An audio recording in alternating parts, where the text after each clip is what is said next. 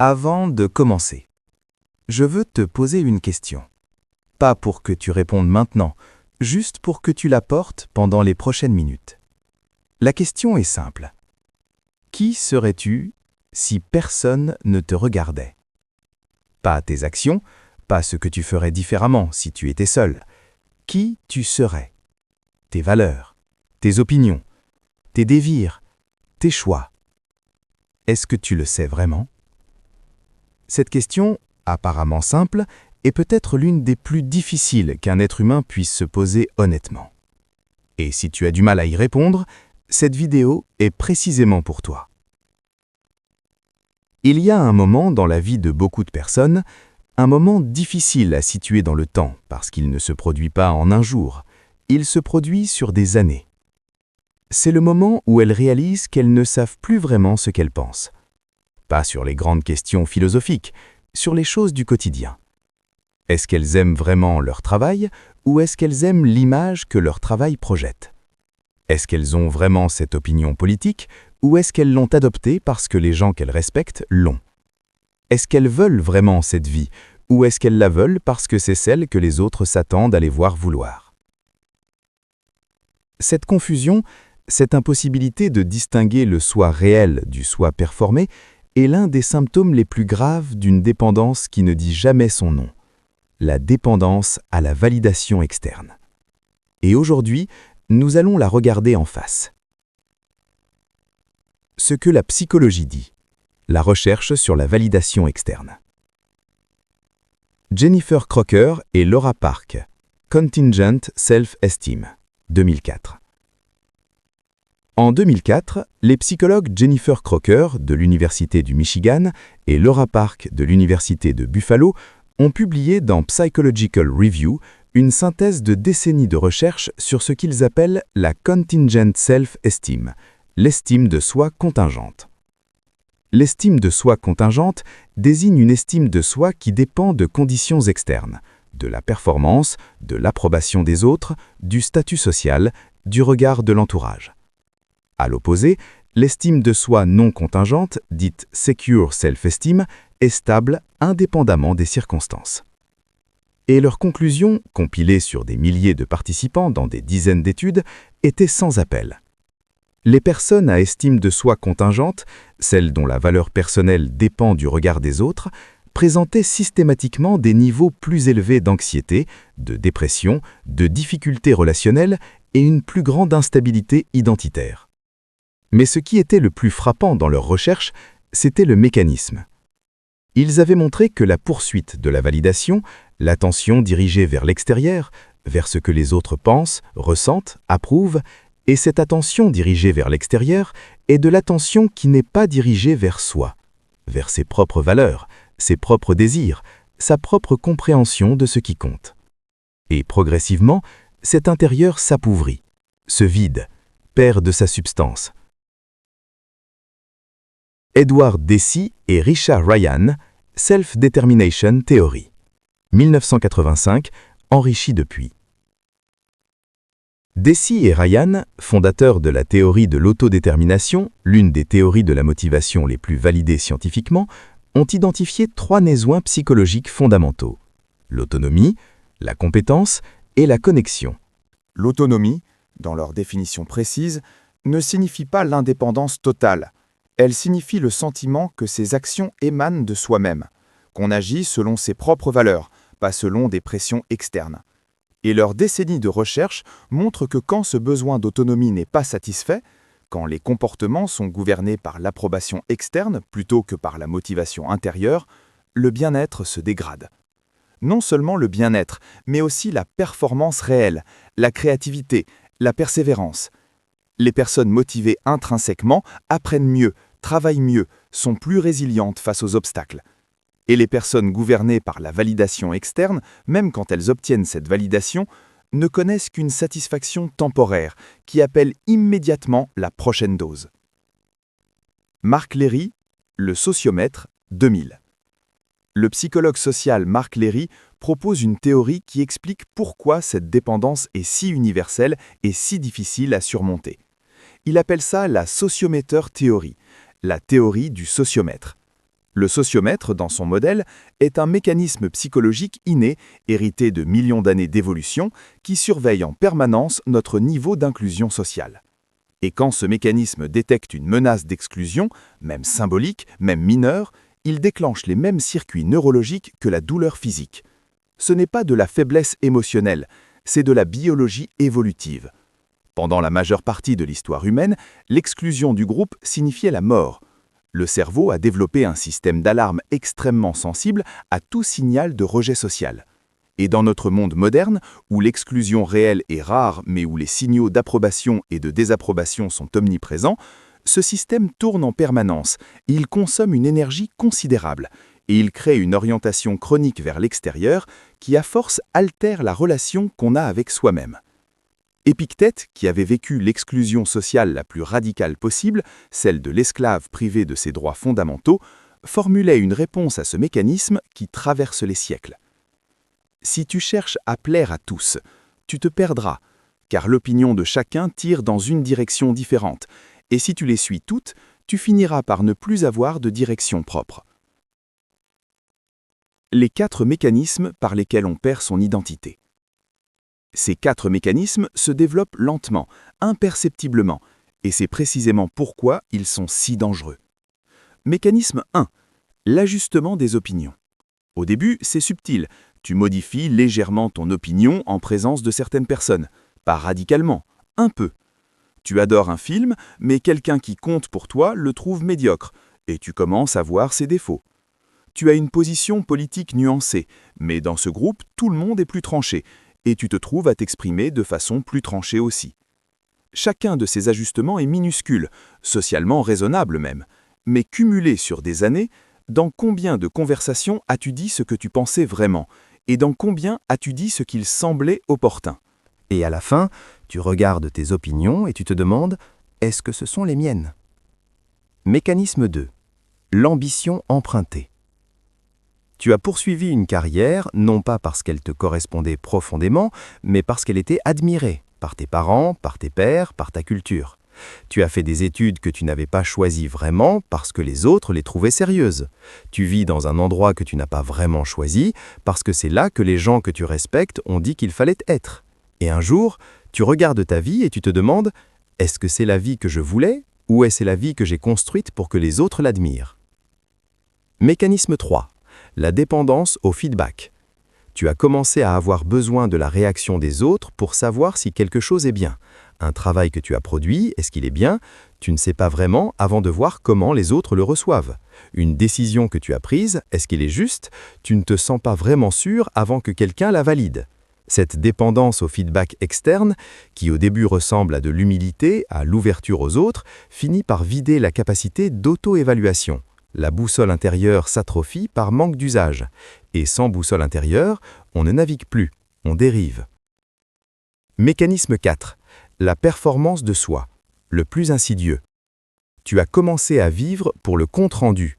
Non pas l'expérience elle-même, mais la façon dont tu vas la raconter, la publier, la montrer. Le voyage n'est pas complet si tu n'as pas les photos. La réflexion n'est pas réelle si elle n'est pas partagée. L'accomplissement n'est pas pleinement satisfaisant si personne ne le sait. Et progressivement, l'expérience vécue et l'expérience racontée se découplent. Tu commences à vivre dans la version racontée plutôt que dans la version réelle, et qui tu es vraiment sans audience devient de plus en plus flou. Marc Aurèle, qui vivait sous le regard permanent de millions de sujets et qui s'écrivait à lui-même pour résister à cette pression, notait « Ne te préoccupe jamais de ce que les autres vont penser de toi. Regarde seulement ce que tu es réellement en train de faire, et si c'est juste selon ta conscience. Le reste est du bruit. » Les 3 niveaux de dépendance, du plus léger au plus profond.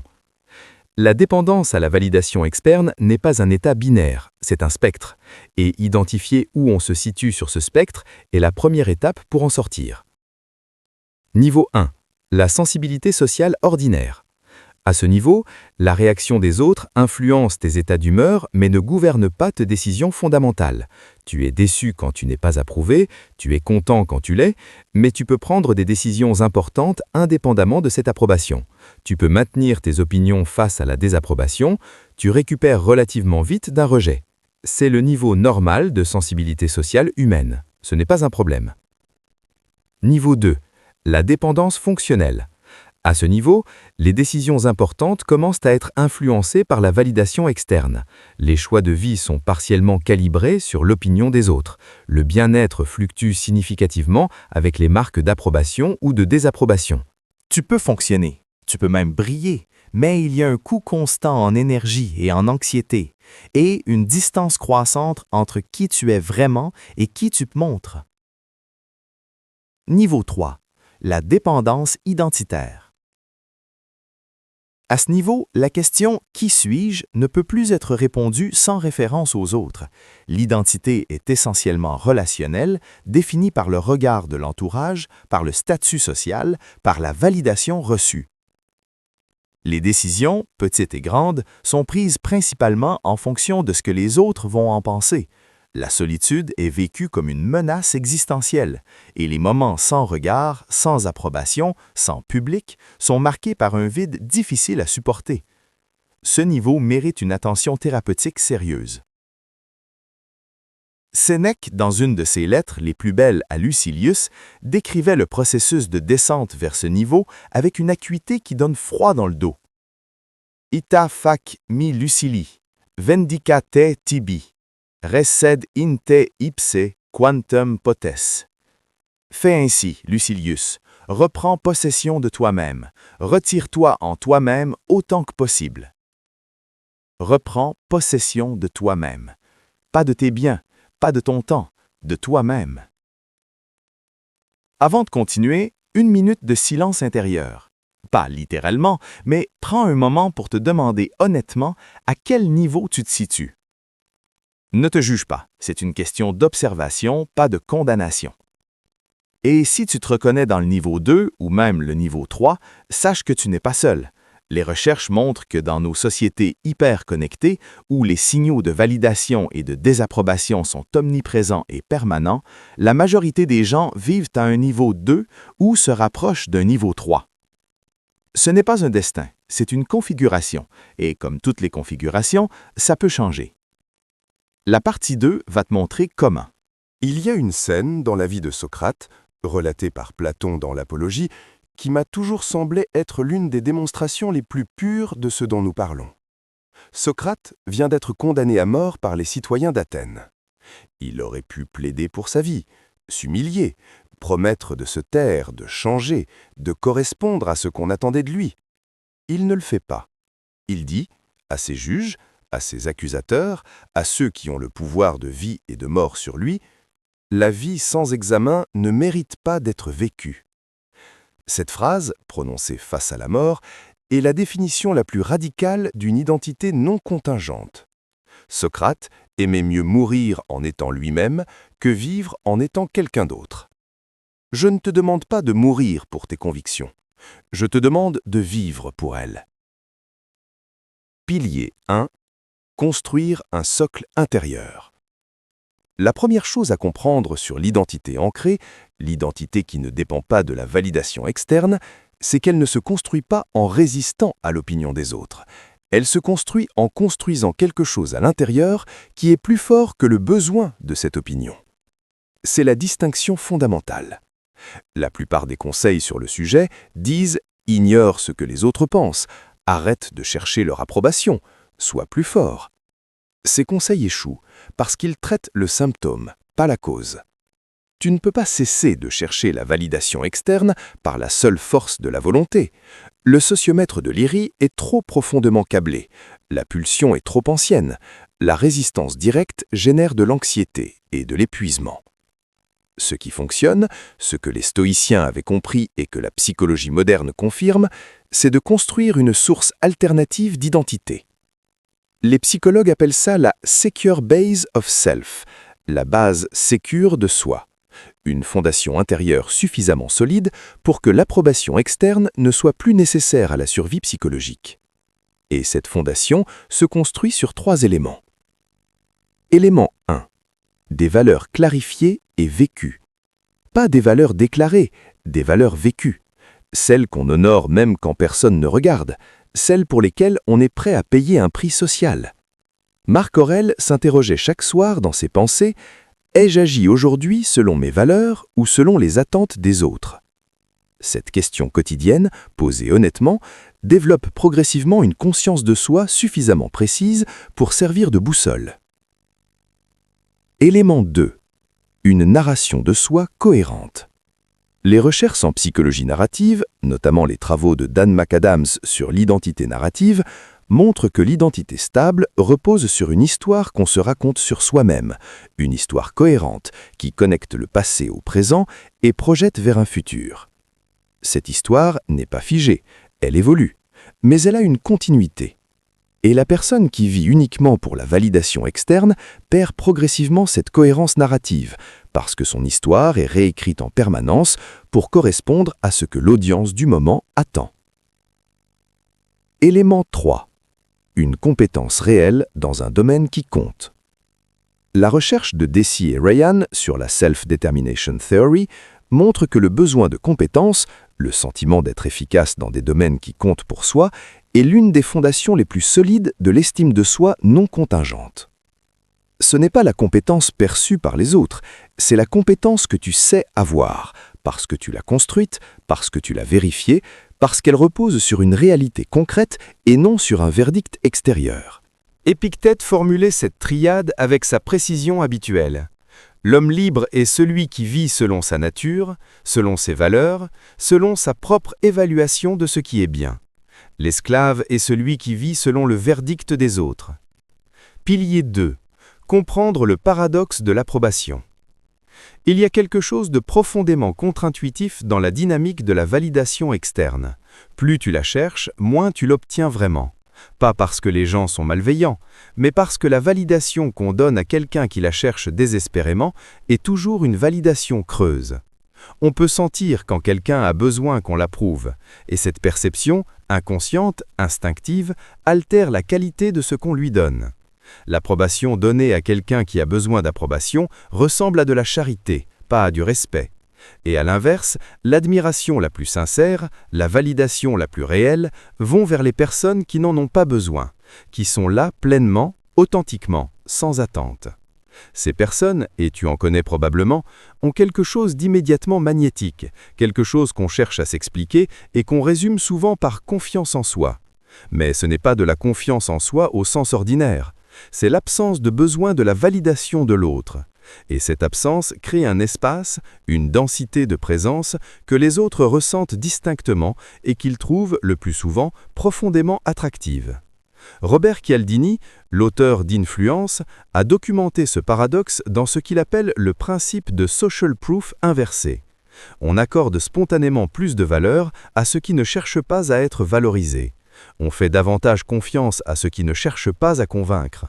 Et Marc Aurèle, qui n'avait nul besoin de l'approbation de qui que ce soit pour gouverner un empire, avait néanmoins cette conscience. La chose la plus étrange, les hommes t'aiment plus quand tu n'as pas besoin de leur amour et te respectent plus quand tu n'as pas besoin de leur respect. Pilier 3. Quand la validation extérieure est légitime. Il faut ici introduire une nuance importante. Tout ce que nous avons dit ne signifie pas que l'opinion des autres n'a jamais de valeur. Il y a des situations où la validation externe est précieuse, nécessaire et saine. Quand elle vient de personnes qui te connaissent vraiment et qui ont ta confiance.